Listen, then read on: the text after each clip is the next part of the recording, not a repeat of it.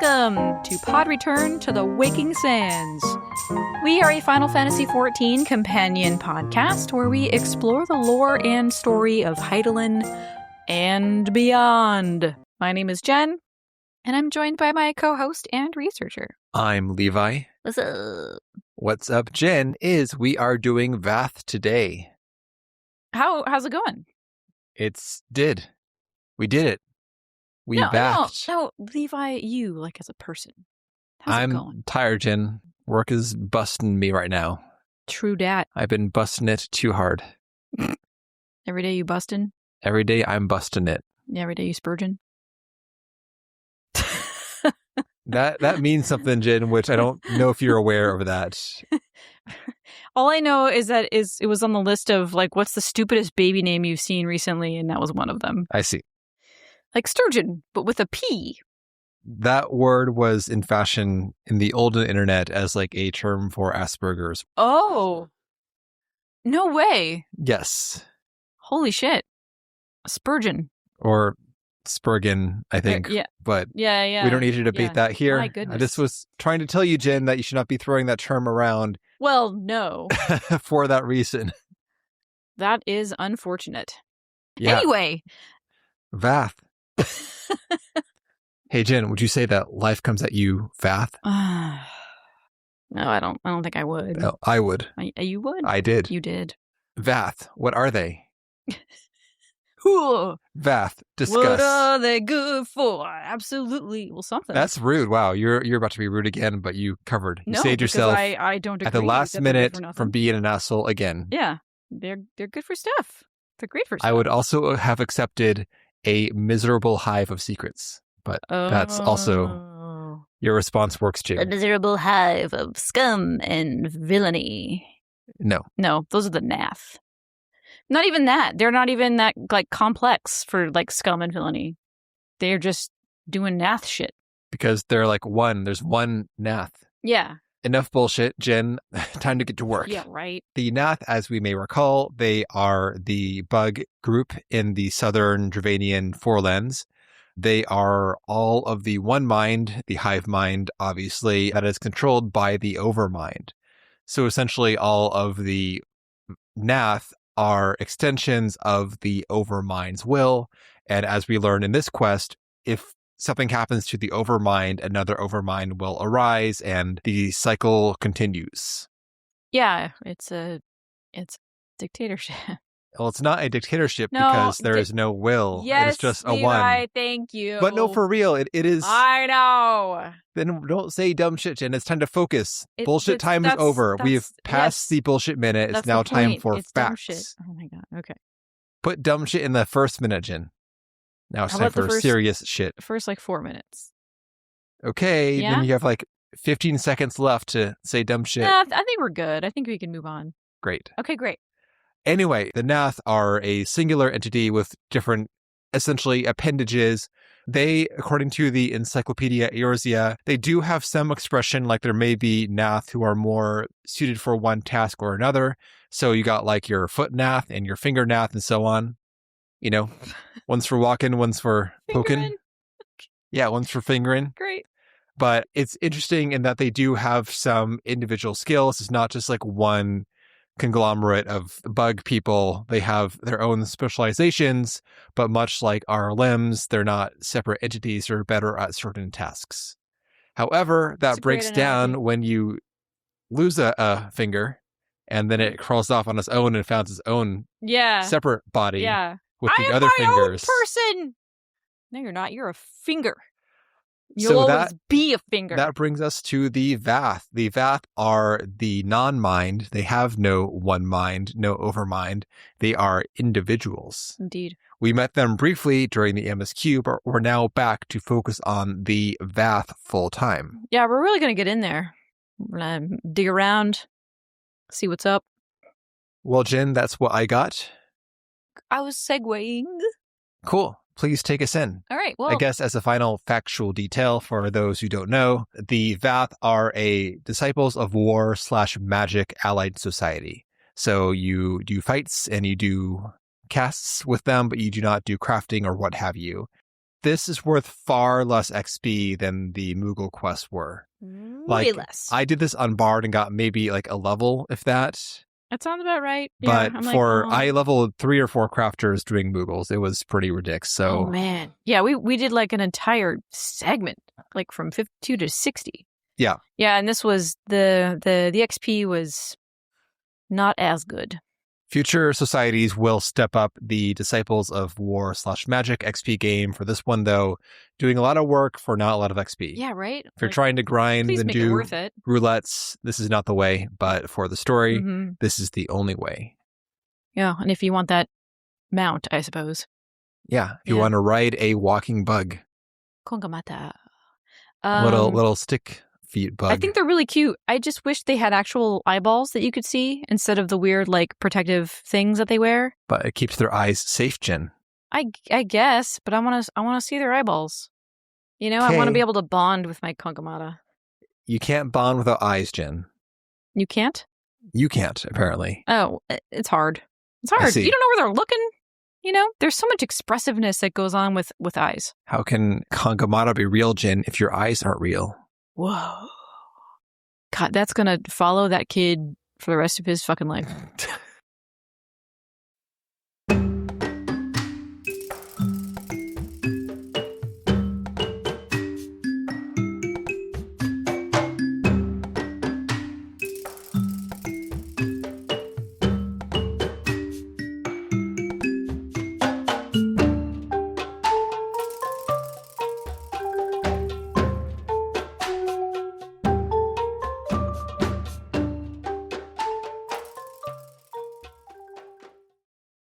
Anyway, okay, here we go. So we have, a brand new convert to, not really a convert, but, a former Nath that has woken up to a sense of self. And he has gone out to forage for both food and inspiration, for a name. Those who have grown up one mind can find it difficult to transition to life with their own thoughts and motivations. The Vath storyteller, the storyteller is kind of like, I guess, like a chief of sorts, an elder. Elder, I think, is more appropriate. He's worried that the new guy hasn't returned after a few days. So, with so many hunters roaming about and the Vath and Nath looking identical to them, he's concerned for who we will call No Name right now, concerned for their safety. So this kid, we track him all the way to Tailfeather, and sure enough, he's gotten himself arrested for stealing Gissel greens. And he's sitting on the ground in shackles with Grimold watching over him. No Name claims he was starving. He doesn't have the skills to hunt or forage yet. If only we could find a way to release ourselves from this pitiful life, he says. Well, okay then, Grimold says, and readies his axe. Marsachamp, however, arrives to calm things down, and he reminds Grimold, we aren't savages, but concedes that they don't have much to spare as far as resources. And since No Name has neither money nor skill, Marsachamp says he'll have to work off the debt. And, the camp is short on bow shafts. You mean arrow shafts, Jin? Arrow shafts. Yep. My mind must have been thinking bow staff. Apparently, like bow staff too many B movies. Something. B for bow staff. Nice. So he asks No Name to gather some Amelia branches for them. But if he fails to deliver, If he fails to deliver, he'll have every hunter from here to the 100 Throws after him. With his newfound freedom, No Name makes his way back to the smoldering wastes. He seems very keen to return to Lothast Vath, so we need to remind him that he is a dead man walking if he doesn't keep his word to Marsachamp. Again, he has little faith in his abilities, and he asks for our help in gathering the branches. And gathering the branches... This isn't gathering branches. This is like finding a young Amelia, which is like an ent, a treant, and killing them. Yeah. So there's a little bit more than just like foraging. Well, No Name isn't very excited to return to Tailfeather to hand over the branches. We get the sense that almost everything feels like a chore to this kid. However, seeing the enormous pile of branches... He could be like 50, Jen. You don't know. He's a kid in a lot of ways. We don't know how old he is. In one way. In the mind way. Oh my god. However, seeing the enormous pile of branches No Name gathered, Marsuchamp not only declared the debt paid, but No Name was worthy of a small reward to boot. So he gives No Name a little sack of his favorite Gissel greens. And No Name was like, whoa. So wait, if you, like, do work, like, be useful to people, you get stuff? And I was the one who was useful? Huzzah! Well, it was us, actually, but we'll let him have it. he did something, but he was able to learn this important lesson. So Marsuchamp, he's tickled by No Name's naivete. Well, we hunters ain't like to turn away an extra pair of hands, beastmen or not. And we offer fair pay to adventurers willing to take on the more dangerous tasks. Ain't that right, Otis? Absolutely, we say. No Name is decided. Henceforth he shall be an adventurer.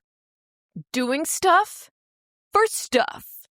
And this singular concept is a total breakthrough for No Name, and he rushes to share with the storyteller.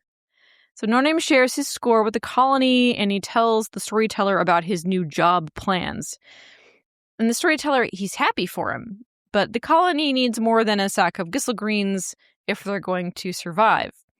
They need metal for defense. They need clay for building. Though the One Mind will continue to hinder their efforts, either by hoarding or through violence.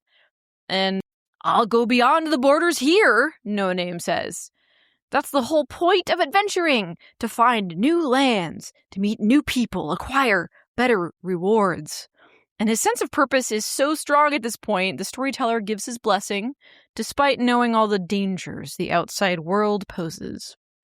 The storyteller realizes there isn't a system in place to communicate what tasks need to be done, and he doesn't want No Name to make a pest of himself by constantly asking for work when there isn't any. So what they need is an adventurer's guild. Well, we say, like, we have that. It's called an adventurer's guild. So way out here... Yeah, they got leaves there. They got leaves. Where we learn the tasks we ignore. Yeah. Like, hey, look at that. There's a leaf guy over there. Cool. All right, moving on. Sweet. Let's go hang out with the Vath instead. Yeah. I mean, way out here in the middle of the Dravanian wastelands, the storyteller says No Name will have to start his own, but he won't be alone. Ask around the village, he says. I bet a few of your brothers and sisters would like to join your new guild. And at the same time, No Name's connection to the One Mind was severed, so were those of a few others. And he introduces us to the stick peddler. He peddles sticks. But where is Keen Eye? Keen Eye, stick peddler says, was chasing some shadows to the east, thinking it was easy prey. And it's likely he's now in a spot of bother. The stick peddler, this is a derogatory term that they have owned because they were trying to trade and they had like sticks and crap to sell. Mm-hmm. His tradies were like, get out of here, you stick peddler. It's like, hey, that has a nice ring to it. I'm going to own that. Look at that. It is true. Look at all the sticks I'm trying to peddle. Yep. Nailed it. Even though we have peddled sticks already. That's literally the first thing they wanted us to do. The right sticks, though, Jen, not just any stick. I'm ignorant in stick lore. No Name lends us one of their little insect mount guys, the Kongamato, to ride down to the river. The Kongamato spray a substance that the dragons find very irritating. I got into some once, No Name says, and it was irritating. They do this rather than slaying them to avoid retribution and try to keep the peace somewhat. So the Kongamato, Jen, these are kind of like dragonfly stick bug combos. They are flying bugs and they're all decked out with like a saddle and all these colorful decorations. When you walk with them, they walk on two legs, two sticky legs. Mm-hmm. It's kind of funny. Yeah, but they look more natural flying than walking. For sure. And I remember walking on one of them and I'm like, are there actual legs on these things?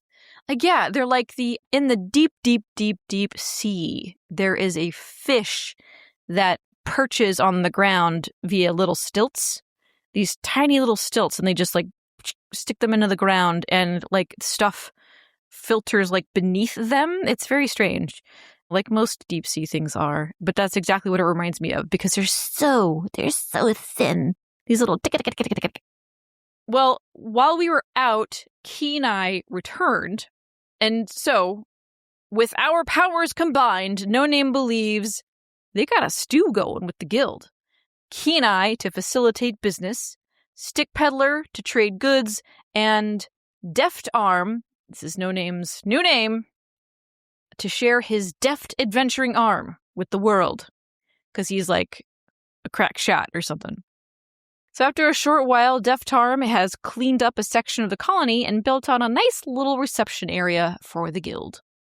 And they have one of those chocobo chicks with the eggs still on their body. Yeah, running around. As their mascot. Just like hanging out on a pile of crap, hopping endlessly, waving his little wings. Yep.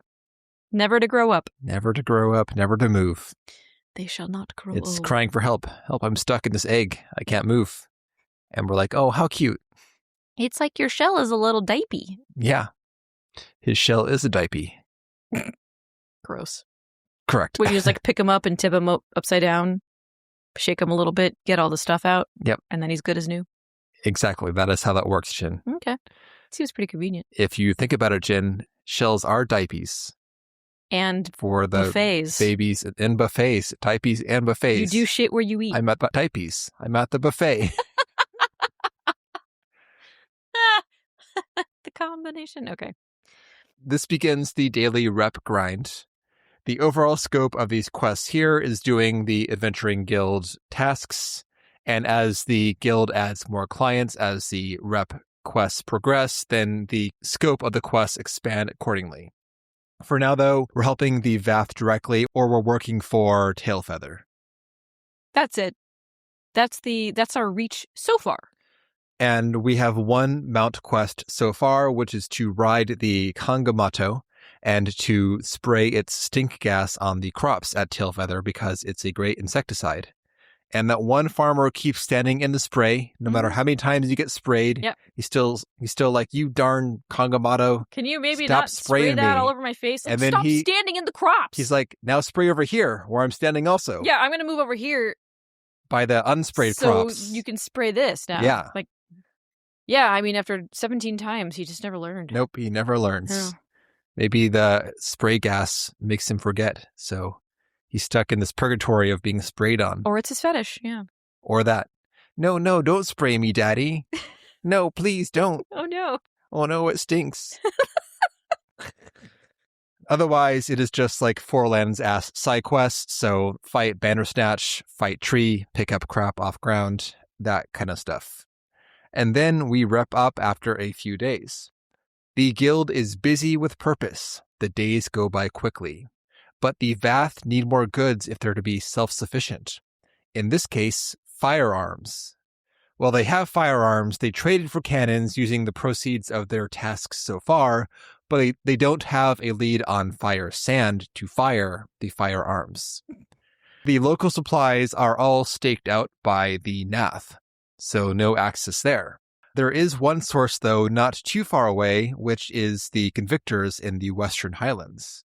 So we're going to go head out and treat with Jeantelot to try and get a lead on his supply of fire sand for the colony.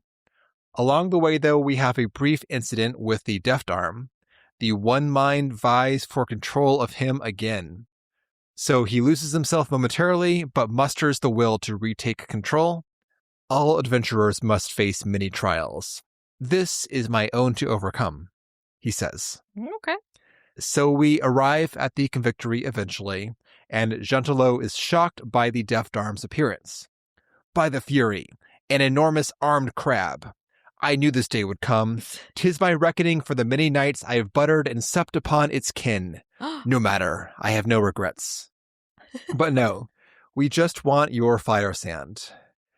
Jeantelot thinks that he may be dreaming, treating with a talking crab, but dream or no, there is no fire sand to spare, as is all being used to drive off these dragon attacks. So if we can deal with the dragons, then we can have his excess sand. A dragon, though, the deft arm can't do that. It's too hard. Perhaps Jeantelot would care for some fine sticks instead. Hell yeah. Look at these Hell good-ass no. sticks. Oh. So, well, that's it. Ventures off. May as well give guild. up. Yep, close the I'm guild. moving back into the one mind. So we have to talk the deft arm off the ledge.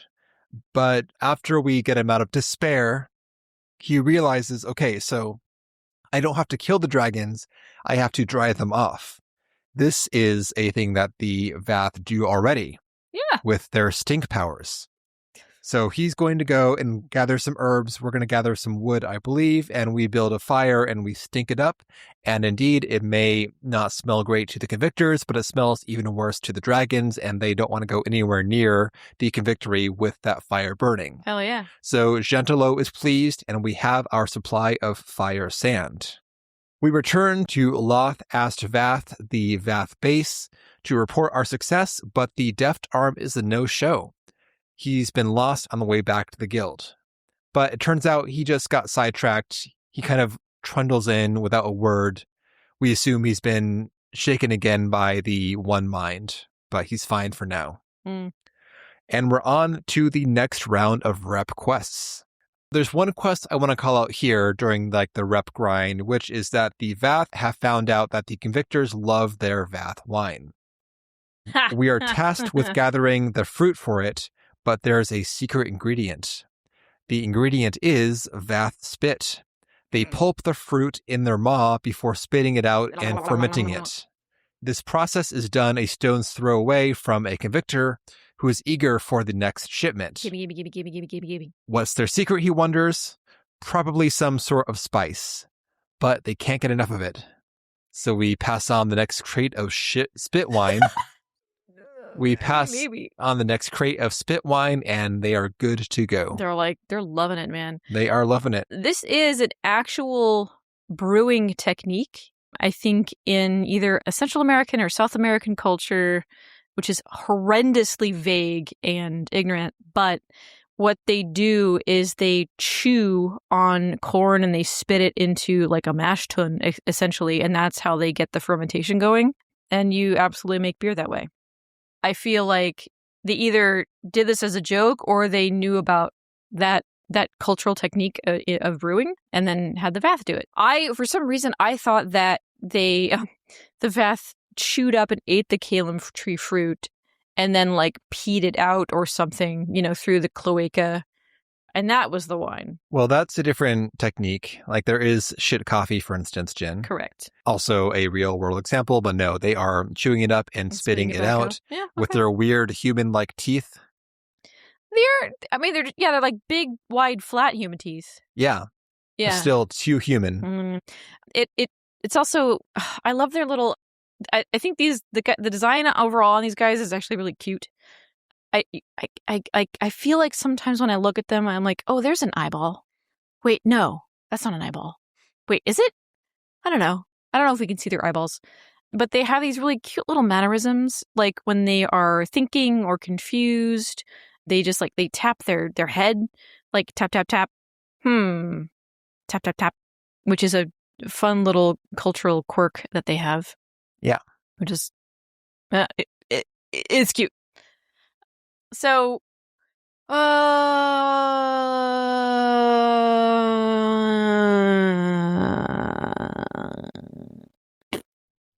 right. Well, it is a bout for the ages. Vath v. Goblins. Okay, it's less versus than help us bolster our armaments senpai. So our friend Deft Arm, he's overjoyed at the growth the new guild has experienced in such a short time. That said, they're realizing that their musket stores are rusty and unreliable. Resource gathering has been slow, never mind that they're not quite experts at metalworking. So we informed Deft Arm that there is a whole-ass goblin settlement in Idleshire, and they are more than prepared to deal with issues of this ilk. So we meet Deft Arm at the gate leading to the hinterlands, but we're ambushed by a couple of Nath. They continue to try to reach Deft Arm via the one mind, but he resists. He can hear them, and it's annoying. but he will not listen. Halt your travels, they say. But Deftarm, he runs ahead of us, unfortunately, and he doesn't know to avoid the Architecton, which is the base of the Bad Goblin faction, the Illuminati. So by the time we catch up, Deftarm, he's killed one in self-defense. And then we tell him, like, wait, no, you didn't fuck it up. These are the bad ones, luckily. And he's like, oh, thank God. He was afraid that all goblins were this way. Yeah, lessons in making snap judgments based on appearances.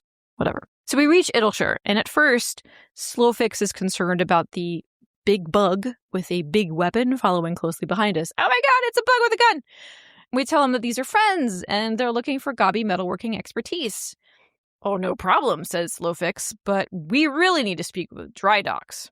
The names so far are very confusing to Deftarm, and he was like, what are these names? They don't tell me who they are or what they do at all. And I'm like, it's okay. Well, Drydocks is shocked, yet delighted, to see a walkie bug.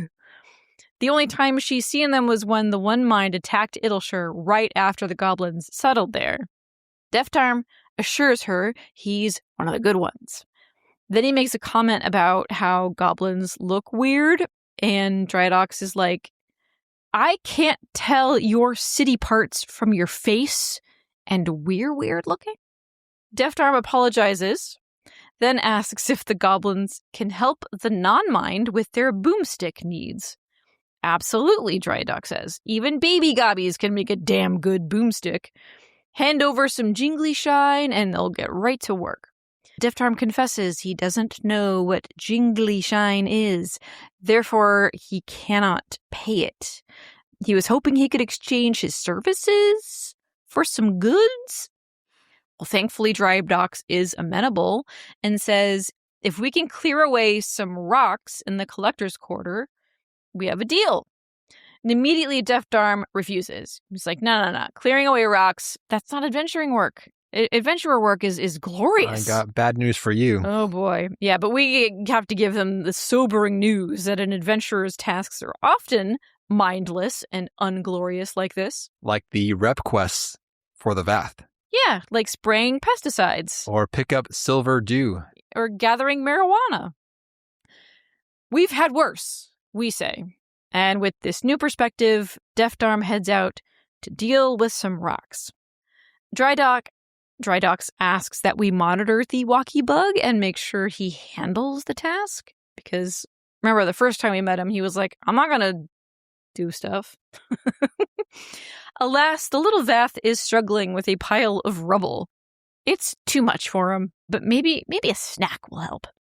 As he's scarfing down his snack, Drydocks arrives to micromanage. But she's hit by the intense, pungent aroma of whatever Deftarm is eating, and we all know that gobbies love an intense, pungent aroma. Nanka eggs, he says. Do you want some? And he hands one over to Drydocks. She can't wait to try it and asks that we all refrain from peeking as she removes her mask to eat. Tasty fresh, like party in mouth with all gobby flock invited. More stink eggs. Well, Deftarm sees an opportunity here. How about we trade muskets for piles of Nanka eggs instead of hard labor? This is more than agreeable, and Deftarm can't wait to tell the storyteller all of the dealy makings. We must return to the smoldering wastes and prepare. When we get back to the village, Deftarm has yet to return, and the storyteller is concerned that he may struggle against the incessant whispers of the One Mind, as his sense of self is still new and vulnerable to the lingering connection. So we must head out and stop him from returning to the NAF. And just as the storyteller feared, Deftarm was on the road back to Lothas NAF. And we call out to him by name, and it takes him a second to realize we're speaking to him. And you wonder why he is so far from the colony. And then he heads back. So when we're back, Deftarm wonders why the noise from the One Mind only grew louder after he announced his new purpose. Like out loud, no less. So he didn't just say it to himself, he said it to witnesses. It must be because he hasn't embodied his new purpose enough. he will do more adventuring and get even more rewards.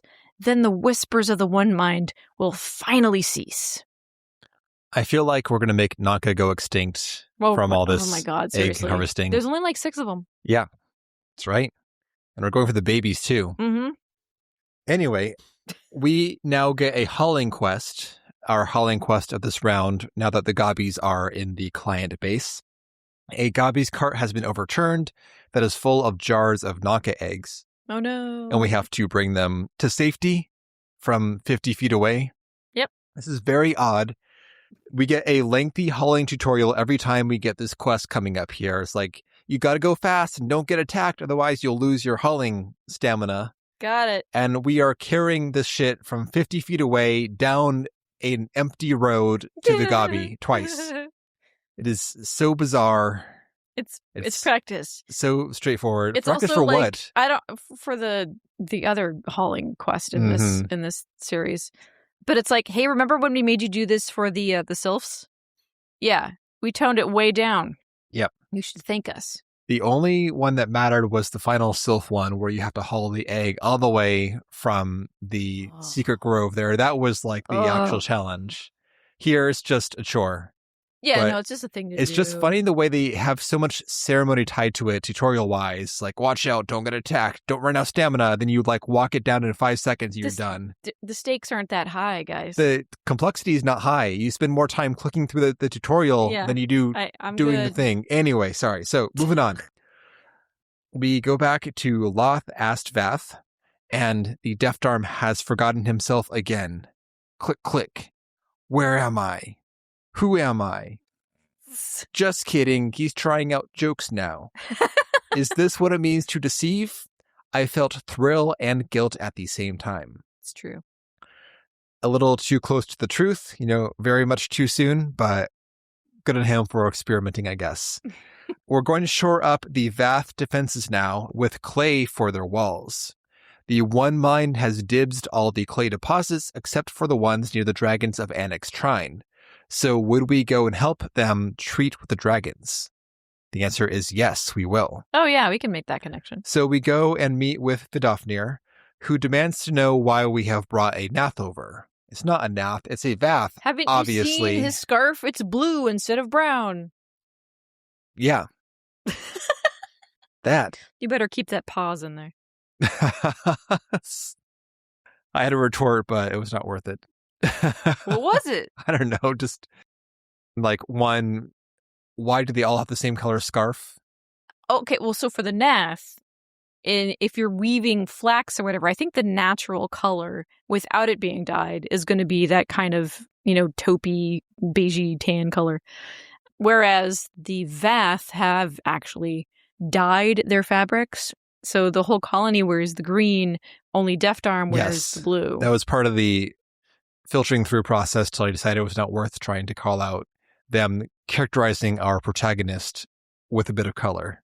So anyways, I discarded many comments in the process of like 5 seconds. Yeah. That's way to make me explain Look at this you. thought process. AI is jealous right now. Thank you. Anyway. Yeah, so we say, what up, Vidofnir? This guy's a Vath. It's very different from a Nath, we swear. And Deft Arm stutters an introduction. Great dragon, merciful dragon, forgive my intrusion. I am not of the Nath. I am an exile, cast away from the colony. I am Vath. The Vath have no appetite for hostilities near our home. We fear the dragons. Instead, I came to beseech your help.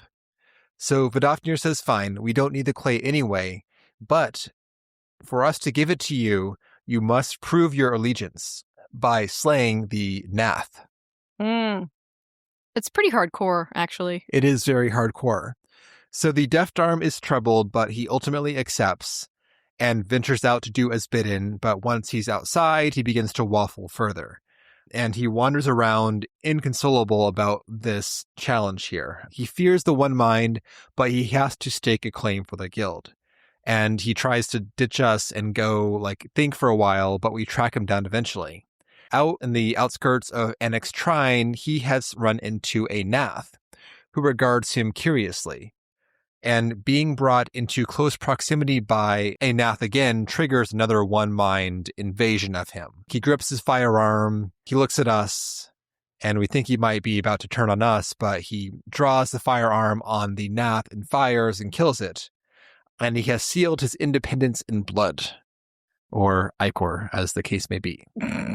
The voices have gone quiet, perhaps for good.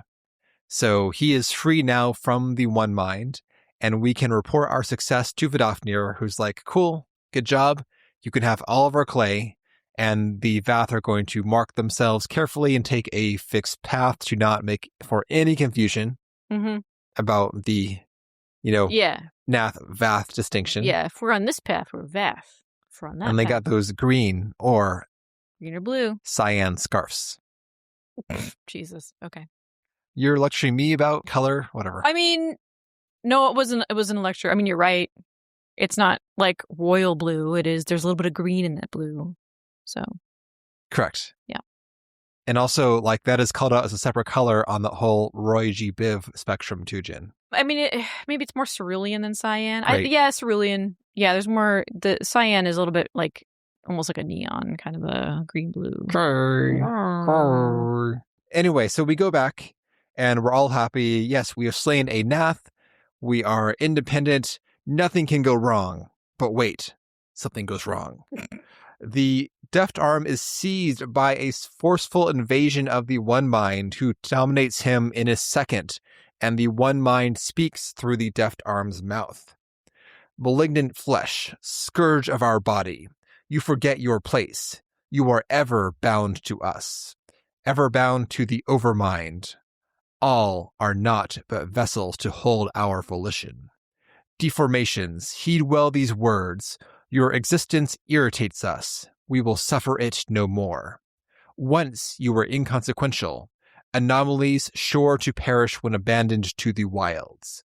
But you survived. You came together. You thrived at our expense. Return to the colony. Rejoin. Repent. Refuse and be purged. Clack, clack. Consider your last decision as Vath. And the one mind releases the deft arm who wants to bail. We done fucked up, time to flee. But the Vath storyteller says no. This place serves as a safe haven for other non-mind that drift from the overmind, from the one mind. Without Loth-asked Vath, there will be no non-mind, left to feel the joy of individuality as we have. The overmind will make certain of that. If the storyteller abandons the colony, then he abandons his true purpose, to help all Vath in need. So are we to go to war? No. The deft arm is certain there's another way. He's just not sure what it is yet. So he will go think on it while we do some more rep grinding. Great. And we now have the dragons in the daily quest mix, who have a serious flea problem. A flea problem? Did you not get this ever, Jen? I don't know. Did you not spray dragons with the Kangamato? With the stuff? With the stuff. I feel maybe once. Okay. I didn't get a lot of the dragon quests at all. I got so many dragon quests. Really? There are two. Yes, one is where we go around and we spray them with the Kangamato with the stink gas, and that kills the fleas. The other is we get our dialogue quest of the thing, like the free Koopum nuts, whatever, the now fall. In this case, we have to go and hassle dragons looking for one particular dragon. We say his name. I don't recall the name offhand, but we're like, dragon's name. And they're like, no, I could never be so cool as that dragon. Yeah. But wow. I'm honored that you confused me for him, etc. Until we find the right dragon who has like a secret delivery from the Adventurers Guild. The delivery is like flea ointment. Yeah, that's right. They have a package for so-and-so, and they're like, all look same. Yes. And then we have the pilfering. This isn't really dragon related, but we're pilfering Tyrannosaur eggs. That's the other hauling quest. I did not get that one. Really? Yeah, look I at got that. that one the most. Wow. Nope, I did not get. We still have one more leg to go, Jen. We have to get to like Bloodsworn. Don't forget. I have not. Because Good. that whole bar is empty. How is your Moogle Bloodsworn coming? Not good. All right. Not good at all. Well, you can do it over time or you can bust it at the last minute. I wonder which I will choose. Yeah, right. Either way, that sounds like fun. I will look forward to seeing that one when I do my final push to get to Bloodsworn. What, the hauling of the eggs? Yeah, just like a different theme. Something new. Something new. I've not seen that one yet. Did you get the running after the little baby dragon? I did. That one Yeah. is kind of fun because it calls back from the pain in the ass quest at Annex Shrine. Where you have to like walk before you have flight. You like walk all of the slopes to look for this dragon or whatever. As soon as I see that there's something in that area that I need to get to, but now I'm immediately like, we have don't make me go. Flight. It shows how far we've come. Yeah. We can just say, fuck all that mountain climbing bullshit. Still, like getting into Morn, there are like 2 bridges from Annex Shrine into the mountain. And I'm like, I always pick the wrong one. It's okay. It drives me fucking crazy. Because you can fly now. Now I can fly. Either way, so we have those. And I think this comes out earlier on, but despite these dragons wanting us to spray them with the stink gas, there's another quest where we're trying to test how sensitive wyverns are to the stink gas. Oh, yeah. We're trying to cultivate our own, what is it, silverweed or something like that? Yeah. Which is the herb that they burn to drive the dragons away. So we chase this poor wyvern all across the zone. Who's like, test it. He's stop. Like, stop it. What are you doing? And we're like, ha. Get stinked on. Yeah. And he's like, I swear to God, the next time you spray me with that shit, I'm going to destroy you and your entire family. That is so mean of us. Yay, we did it. We made a good silverweed. It's very rude. It is very rude. So with the threats of the one mind echoing in his own mind, the Deft Arm feels his actions have put the Vath colony at risk. Running around, flaunting his individuality. These essentially spit in the face of the Overmind, and it's his responsibility to fix it. So he will destroy the Overmind himself. Without their leader, the One Mind will be confused and unable to mount an attack on the Vath. His plan is to give himself over to the Nath, and when the Overmind emerges to quash his individuality, he'll strike. And he's thought much about the storyteller's talks about one's true purpose. And he thinks maybe adventuring wasn't his. The opening of the guild, the building trade agreements with the goblins and the dragons, like all of these things were merely a path to the Overmind. And he must go alone, he says. If his plan were to fail, we must stay behind and help defend the colony. And he bids us farewell. We rush to the storyteller right away, and they are disturbed to hear of the Deft Arm's plan. Because even if he destroys the Overmind, another will rise in its place, as they have always done. So we're the only ones who can pursue the Overmind because the Vath cannot overcome his influence. So we must hurry and intercept the Deft Arm before he's consumed by the Nath drones. We fly over and see him surrounded by drones, which we deal with. But the Deft Arm hardly acknowledges our presence and moves deeper into the hive. When we reach him again, he's still unreachable. And then suddenly he's overwhelmed by the stench of the Overmind. It is done.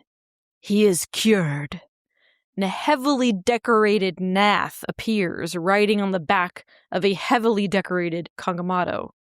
The Naths, Jen, they have like a rhino beetle ass head projection. That's literally what it looks like. Yeah, that is just blinged out. Coated in gold dangly things. Yes, gold danglies. The Kangamato is also huge. Maybe the Kangamato is the Overmind. Oh. Kind of like our hamster, where the actual being is in the puffball on the tail and not in the hamster. Yes. Which is creepy. I don't think so, because the upcoming drama is centered around the actual Nath, but it's a fun thought. Well, it is a fun thought. But yeah, no, the Overmind is the Nath. The Deft Arm falls in line with the 2 other drones accompanying the Overmind. And he is one with the many, once again, fleshling, he says. Together in harmony with the colony, whereas we, with our thoughts and dreams, sow discord. We bring chaos and murder. Our harmony is beyond your kind, he continues. All submit to a single thought here. The non-mind threatens the natural order. Now we've been targeted as a tumor that must be excised from the area, and he directs the Deft Arm to put us at gunpoint. But we call out to him, "Remember who you are, Deft Arm!" The Overmind's influence on him falters, and Deft Arm struggles to break free. "What is this? The seams! They tear! Impossible!" But the Overmind will not allow this disobedience to stand. "You will obey!" And a fat swarm of one-mindedness surges forth, enveloping the Deft Arm once again. But we are defiant, hoping that we can reach our friend through the miasma. And just then, the storyteller arrives, and he has brought allies. You forget that the Vath yet have allies, powerful allies.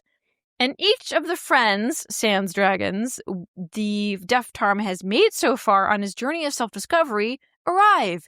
We have Gentilot of the Convictory, Marcechamp of Tailfeather, and Drydox of Vittleshire, each with words of encouragement.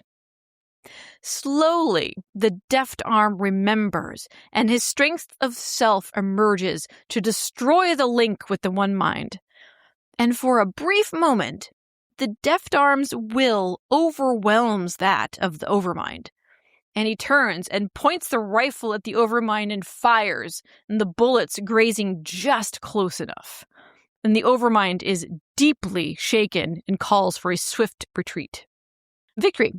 So the storyteller reminds the Deft Arm. I got the impression the Overmind has two little Nath guard buddies, and he calls for retreat, and he runs off on the blinged out Kangamato, but the two buddies, they kind of waffle for a bit. They do waffle. Like, I wonder if this is them being injected with the seed, the aberration of individuality. It can go both ways.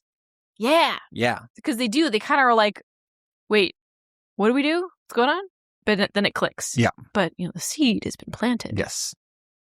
And it was the good kind because it was blue instead of red. I don't know if that's a good thing or not. Like, oh my God. For real, like if your finger suddenly became sentient, is that a good thing for that finger? For instance, Jen. Like, I don't know, like where there's no will beforehand, I'm not sure if it's good so much as just different that it's awakened, because there's nothing that you're really saving, presumably. I don't know, maybe there is a screaming will inside. Well, the Nath as they are susceptible to... I mean, I guess it depends on who the Overmind is, right? But no, it doesn't, because they're all the same. But what the Nath can do is summon a primal, so that's bad for us. So right, so it's just bad in general, I would say.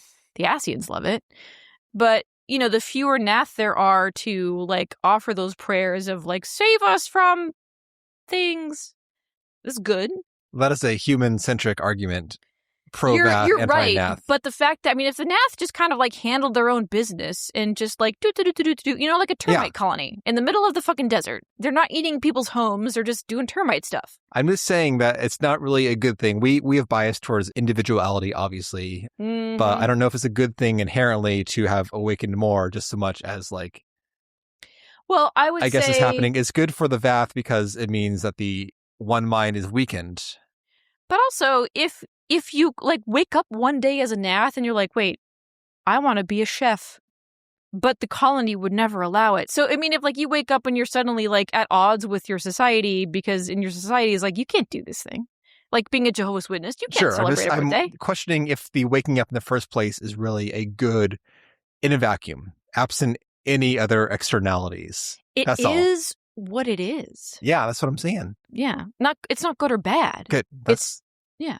I was calling into question your terminology earlier on, calling it, a win for the good guys. That's just a fucking trope. Bad guys have red lightsabers and good guys have blue lightsabers. Yeah. That's all that means. But they have brown scars and we have green scars. I'm saying the scars are lightsabers, Jen. I see. In this metaphor. They're not red. So yeah, exactly. How do we know they're bad? We don't. Shit. The Kangamato the Overmind was wearing? The Kangamato the Overmind was riding was red. And his costumery was gold. Was red and gold. But yeah, it was the bad color. Mm-hmm. Mm-hmm. Mm-hmm. Mm-hmm. I see. Mm-hmm. I see. Mm-hmm. Okay. Well, that clears that up then, Jen. Thank you. Yeah. Red bad. Okay.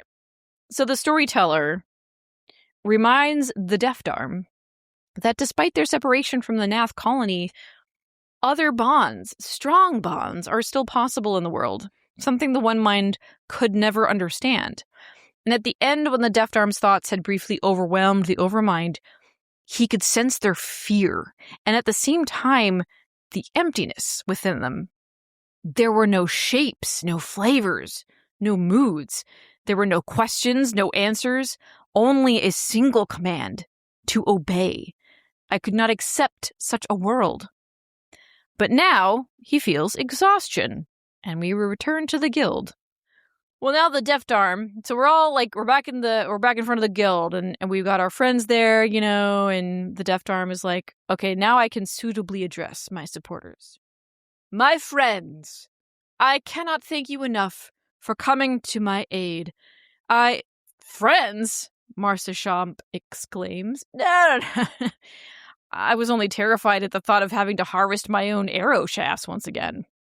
In Dry Docks, she feared the withdrawals, the quote-unquote shivery shakes, if her supply of stink eggs were to suddenly dry up. And this exchange confused me because it's not like they had to preserve anybody's ego here. We have to deflect from naming ourselves as friends. I can see Marcia Champ being distant. I swear that the Gabi, though, says, like, I'd miss my stink egg friend, on top of saying that she gets the shivery shakes without her stink eggs. I didn't read that, but I hope that is what she said, because y'all are friends. I have the transcript here, actually, Jen. Oh, okay. Yeah, I mean, Deafdarm absolutely considers you friends, but also, like, partners in trade. So I was mistaken, apparently. She does talk about the shivery shakes only. They just piggyback on that, the theme of that. that. The theme, though, is that the Vath are useful. They're not parasites anymore. They are able to contribute to the broader society they're part of. Yeah, like we're not just buddies. You guys kind of are a key part of our own economy. You're a key part of our own survival and happiness in a way. And you know what? That fucking makes us friends, even though he wanted to say they weren't. And Deafdarm, he's like, I never realized that the guild had become so important to so many people. But yeah, Lothas Vath, they no longer live as parasites. And their own sustainability is guaranteed as long as there are those willing to accept their help. And then the storyteller kind of continues on to that same thought. So something like, unlike the Overmind, we can forge alliances with others to enrich our colony. So now that we're doing that, the Nath can no longer effectively ascertain the Vath colony's strength, because now they're getting it from all these outside sources, and it's definitely a reason for them to leave them alone for a while. And with that, the Deafdarm is like, Master, he calls us Master, I think I've learned all I can from you, and I've got to make my own go of it, and I hope to make you proud and all that stuff. And yeah, that's that. And that's that. Yeah. Until we get to the wrap-up society quest. Which later. Whatever that means. Whatever that means. All right, Jen, that's a Vath. That's a Vath. It's a fun time. The finale is very fast. It came up and I was like, oh, we're done. I am continuously nostalgic, not just for the society quest, but also for the job quest too, with the ridiculous, over-the-top finales that we got in A Realm Reborn, just with all these bombastic cutscenes, whatever happening here. Oh yeah, Dragoon was pretty fucking Yes, but here though, it is just you fought him off, you shot at him and kind of glanced off his carapace, but we'll call it a win, and then there we have it, which is sweet. I like the story for the Vath overall. Mm-hmm. I just feel like we put our time in and just had a soft landing. That's it. I at agree. The back end. Yeah, I did appreciate that final cutscene. It seemed pretty good. I liked that we got to see the Overmind. I actually didn't realize there was that character. I thought it was just like a shared consciousness. I wish that they were a bit more distinct visually than like a horned Vath, or horned Nath, rather. Just like some weird mutant bug would be cool, like the brain bug. Oh, from Starship Yeah, Troopers. just to make it seem a bit more alien. But either way, though, both the Overmind Nath and his custom mount are very cool looking. Either way, word.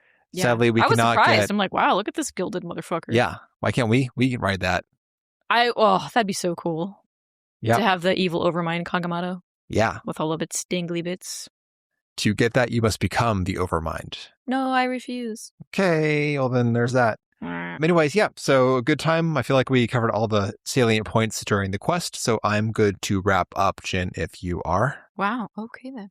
Yeah, that's a Vath.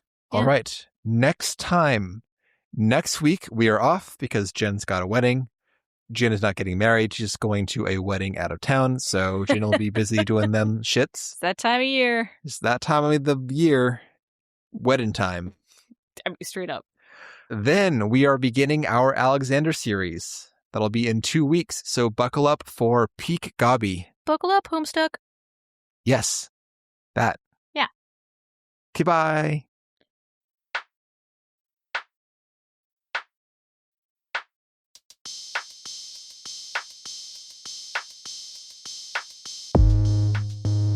And that will do it for today's episode. Thank you all so much for listening. And if you or a loved one suffer from stink egg addiction, please reach out to your local Stink Eggs Anonymous. The 12 steps are there to help you. If you'd like to get in touch with us, you can at podreturnffxiv@gmail.com. We're also on the Blue Sky at that same tag. Check the show notes for our Discord. You can join us, share your glams, make some friends. Don't make some friends, just lurk, I don't care. Everybody's super awesome, you'll have a good time. And last but not least, our Patreon, patreon.com/podreturnffxiv. And we have a couple of options if you want to support the pod. For $1 a month, you get access to our seasonal event episodes that we do. Some other like game shit that we talk about, like the tabletop RPG. We just released an episode about the tabletop RPG scenario book that just came out. And other tangential shit we kind of throw in there. And then for $2 a month, you get access to all that. Plus our bonus series, Sightseeing Log, where we play like other games. Final Fantasy XI is what Levi played last time. I am playing Final Fantasy VI for the very first time ever and having a very nostalgic for the people like me time. And it's fucking awesome. That game's crazy. Anyway, check it out if you are so inclined. And with that, we hope you enjoyed the episode. Have a good day or night, and we will see you next time.